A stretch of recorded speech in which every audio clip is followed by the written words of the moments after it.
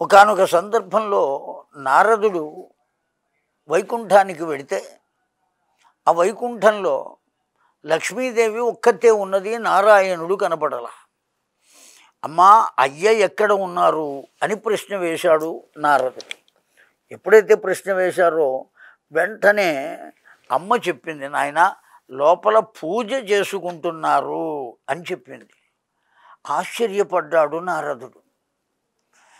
లోకాలన్నీ బ్రహ్మాండములన్నీ ఆయన్ని పూజిస్తుంటే ఆయన ఎవరిని పూజ చేస్తున్నారబ్బా అనేటువంటి ఆలోచన కలిగింది.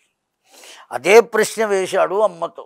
అమ్మ ఏమన్నది, ఏమో నాయనా నాకేం తెలుసు, నేను పూజ చేసుకోవడానికి వెడుతున్నాను, ఎవరిని రానివ్వవద్దు అని చెప్పారు.